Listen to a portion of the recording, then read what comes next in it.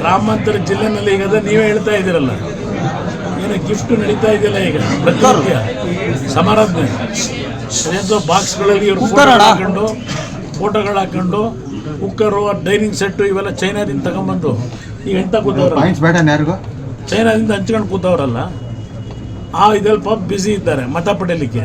ಇದು ಇವರು ಕಾಂಗ್ರೆಸ್ ಪಕ್ಷದ ನಡವಳಿಕೆ ಏನಿದೆ ಜನ ಅರ್ಥ ಮಾಡ್ಕೋಬೇಕು. ಎಷ್ಟು ವರ್ಷ ನಿಮ್ಮನ್ನು ಕೈ ಹೊರಟ ಪರಿಸ್ಥಿತಿ ಹಿಡಿತಾರೆ ಇವರು. ಸುಮಾರು 50-55 ವರ್ಷ ಕಾಂಗ್ರೆಸ್ ದೇಶ ಆಳಿದ್ದಾರೆ. ಇವತ್ತು ಬಡತನ ಅಂತಕ್ಕಂಥದ್ದು ನಿಮ್ಮನ್ನು ಕೈ ಹೊರಟ ಪರಿಸ್ಥಿತಿ ಇಟ್ಟಿರ್ತಕ್ಕಂಥವ್ರು ಏನಿದ್ದಾರೆ, ಆ ಗಿಫ್ಟ್ ಏನು ಕೊಡ್ತಾರೆ, ಇವರೇನು ಸ್ವಂತ ದುಡಿಮೆ ಹಣ ಅಲ್ಲ, ಏನು ಲೂಟಿ ಹೊಡ್ಕೊಂಡು ಕೂತವ್ರಲ್ಲ, ಆ ಲೂಟಿ ಹಣದಿಂದ ಕೊಡ್ತಾ ಇದ್ದಾರೆ, ತಗೊಳ್ಳಿ.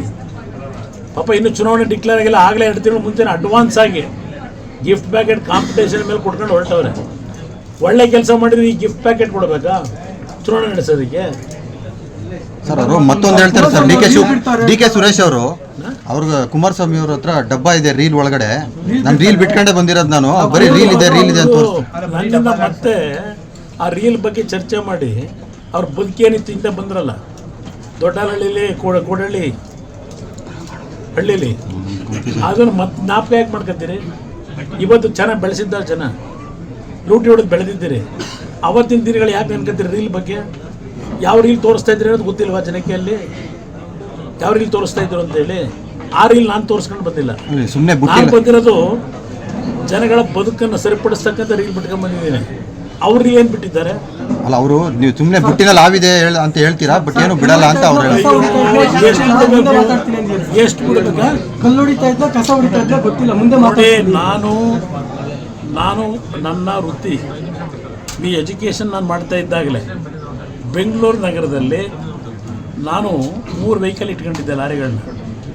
ಬೆಂಗಳೂರು ನಗರದ ಕಸ ವಿಲೇವಾರಿಯ ಒಂದು ಟೆಂಡರ್ನ 2-3 ವಾರ್ಡ್ನಲ್ಲಿ ತೆಗೆದುಕೊಂಡಿದ್ದೆ. ಗೌರವಯುತವಾಗಿ ಬದುಕಿದ್ದೇನೆ. ಇವ್ರ ಥರ ಸರ್ಕಾರದ ಭೂಮಿಗಳನ್ನ ಸುಳ್ಳು ಲೆಕ್ಕ ಕೊಟ್ಕೊಂಡು ಹಲವಾರು ಕುಟುಂಬಗಳನ್ನ ಬೀದಿಗೆ ತಂದಿಟ್ಟು ಆ ರೀತಿ ಕಲ್ಲೊಡೆದು ಜೀವನ ಮಾಡಿಲ್ಲ.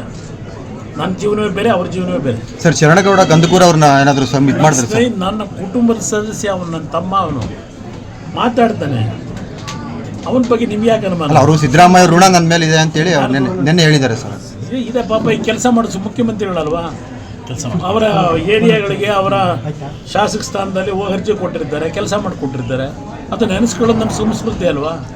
ಆ ಊರಿನ ಅಭಿವೃದ್ಧಿಗೆ, ಊರ್ಮಿಟ್ಗಳ ಅಭಿವೃದ್ಧಿಗೆ ಪೈನಾದ್ರು ಕೊಟ್ಟಿದ್ರೆ ಅದನ್ನ ನೆನೆಸ್ಕೊಂಡಿದ್ದಾರೆ, ತಪ್ಪೇನಿದೆ ಸರ್? ರಾಜ್ಯಸಭಾ ಚುನಾವಣೆ ಮತ ಹಾಕೋದಕ್ಕೆ ಅವಶ್ಯಕತೆ ಇದ್ರೆ ಕೇಳಿದ್ರೆ ನಾನು ಯೋಚನೆ ಮಾಡ್ತೀನಿ ಅಂತ ಹೇಳಿ ನಾಳೆ ಗೊತ್ತಾಗುತ್ತೆ ಸರ್. ಲೋಕಸಭಾ ಚುನಾವಣೆ ನೀವು ಸ್ಪರ್ಧೆ ಮಾಡ್ತೀರಾ? ಎಷ್ಟು ಸಲ ಹೇಳೋದ ನಾವು? ನಿಖಿಲ್ ಎಷ್ಟು ಸಲ ಹೇಳ್ಬೇಕು? ಏನು ಈಗ ನೆನ್ನೆನೂ ಸಹ ನಾವು ಸಭೆ ಮಾಡಿದ್ದೇವೆ. ರಾತ್ರಿ 1:30 ಗಂಟೆವರೆಗೂ ಸುದೀರ್ಘವಾಗಿ ಮಂಡ್ಯ ಜಿಲ್ಲೆಯ ನಮ್ಮ ಮಾಜಿ ಶಾಸಕರುಗಳು, ಹಾಲಿ ಶಾಸಕರಿದ್ದಾರೊಬ್ಬರು, ಎಲ್ಲರೂ ಕೂತು ಚರ್ಚೆ ಮಾಡಿದ್ದೇವೆ. ಹಲವಾರು ವಿಷಯಗಳು ಚರ್ಚೆ ಮಾಡಿ ಚುನಾವಣೆಯಲ್ಲಿ ಗೆಲ್ತಕ್ಕಂಥ ಸೃಷ್ಟಿಯಿಂದ ಏನಾಗಬೇಕು ಅಂತಕ್ಕಂಥದ್ದು ಅವರೆಲ್ಲರ ಭಾವನೆಗಳನ್ನು ವ್ಯಕ್ತಪಡಿಸಿದ್ದಾರೆ. ಅದೆಲ್ಲವನ್ನು ಕ್ರೋಢೀಕರಿಸಿದ್ದೇನೆ.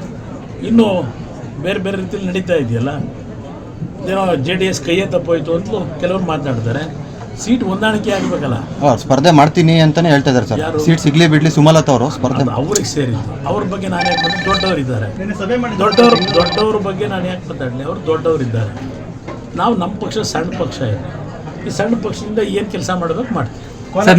ಸರ್, ನೀವೇನೋ ಸ್ಪರ್ಧೆ ಮಾಡೋ ಇಚ್ಛೆ ಇದೆಯಾ ಸರ್ ಲೋಕಸಭಾ ಚುನಾವಣೆ? ಹೇಳೋಣ, ಅಲ್ಲ ಸರ್, ನಿಮ್ಮ ಹೆಸರು ಬಯಸ್ತಾರೆ, ಕಾರ್ಯಕರ್ತರು ಬಯಸ್ತಾರೆ ಕುಮಾರಸ್ವಾಮಿ ನಿಲ್ಲಬೇಕು ಅಂತೇಳಿ.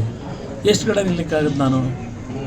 ಅದರಿಂದ ನೋಡೋಣ. ಸಮಯದಲ್ಲಿ ಪಕ್ಷಕ್ಕೆ ಇವತ್ತು ನಮಗೆ 28 ಸ್ಥಾನ ಗೆಲ್ಲಬೇಕು, ಅದು ನನ್ನ ಗುರಿ ಇರ್ತಕ್ಕಂಥದ್ದು. ಆ 28 ಸ್ಥಾನ ಗೆಲ್ತಕ್ಕಂಥವ್ರ ಕಡೆ ನನ್ನ ಗಮನ ಇದೆ ಹೊರತು ನಾನು ವೈಯಕ್ತಿಕವಾದಂಥ ಸ್ಥಾನಮಾನಗಳ ಬಗ್ಗೆ ನಾನು ಚಿಂತೆ ಮಾಡಿದ್ದೆ.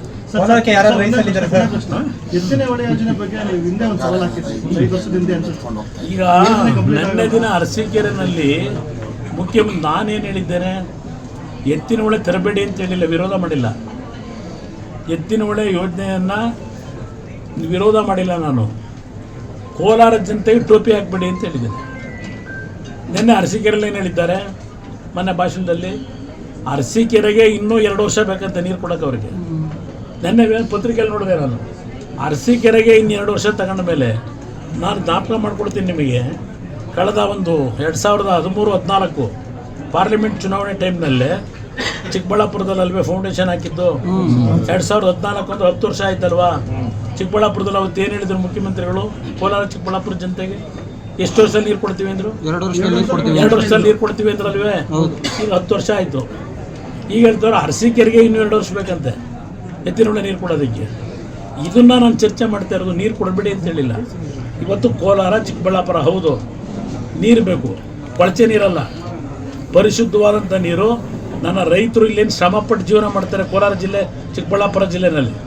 ಆ ಶ್ರಮಪಟ್ಟು ಜೀವನ ಮಾಡ್ತಕ್ಕಂಥ ಆ ಕೃಷಿಕ ರೈತ ಕುಟುಂಬಗಳ ಬದುಕನ್ನು ಸರಿಪಡಿಸ್ತಕ್ಕಂಥ ಪರಿಶುದ್ಧವಾದಂಥ ನೀರು ಕೊಡಿ ಅಂತಕ್ಕಂಥದ್ದು ನನ್ನ ಯೋಜನೆ. ಎತ್ತಿನ ಒಳಗೆ ಯಾರಪ್ಪ ತೀರ್ಮಾನ ತಗೊಂಡವರು?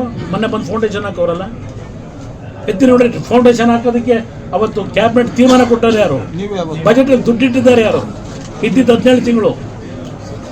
ಅವತ್ತು ಎತ್ತಿನ ಒಳಗೆ ಇದು ನಮ್ಮ ಇದು ಎರಗೋಳು ಪ್ರಾಜೆಕ್ಟ್ ಯಾರು ದುಡ್ಡು ಕೊಟ್ಟವರು? ಎರಗೋಳು ಪ್ರಾಜೆಕ್ಟ್ ಕ್ಲಿಯರೆನ್ಸ್ ಕೊಟ್ಟರು ಕ್ಯಾಬಿನೆಟ್ನಲ್ಲಿ. ಇವತ್ತು ನಮ್ಮ ಮುಳುಬಾಗಿಲಿನ ಶ್ರೀನಿವಾಸ್ ಇಲ್ಲ ಇವತ್ತು ನಮ್ಮ ಜೊತೆಯಲ್ಲಿ. ಅವ್ರ ಹೋರಾಟ ಇದೆ ಇವತ್ತು ಎರಗೋಳು ಪ್ರಾಜೆಕ್ಟ್ ತರೋದಕ್ಕೆ. 50 ಕೋಟಿ ದುಡ್ಡಿಟ್ಟೆ ಬಡ್ಜೆಟ್ನಲ್ಲಿ ಅವತ್ತು. ಎರಗೋಳಿಗೆ ಇವತ್ತು ಫೌಂಡೇಶನ್ ಇಬ್ಬಂದರಿಗೆ ಅಂತ ಟೇಪ್ ಕಟ್ ಮಾಡೋಕ್ಕೆ ಎರಗೋಳನ್ನ ಕಾರ್ಯಕ್ರಮಕ್ಕೆ ಚಾಲನೆ ಕೊಟ್ಟಿದ್ದು ಕುಮಾರಸ್ವಾಮಿ. ಇದನ್ನು ಅರ್ಥ ಮಾಡ್ಕೋಬೇಕಷ್ಟೇ. ಹೆಚ್ಚಿನ ವಿಡಿಯೋಗಳಿಗೆ ಪ್ರತಿಧ್ವನಿ ಯೂಟ್ಯೂಬ್ ಚಾನೆಲ್ ಸಬ್ಸ್ಕ್ರೈಬ್ ಮಾಡಿ, ಬೆಲ್ ಐಕಾನ್ ಕ್ಲಿಕ್ ಮಾಡಿ.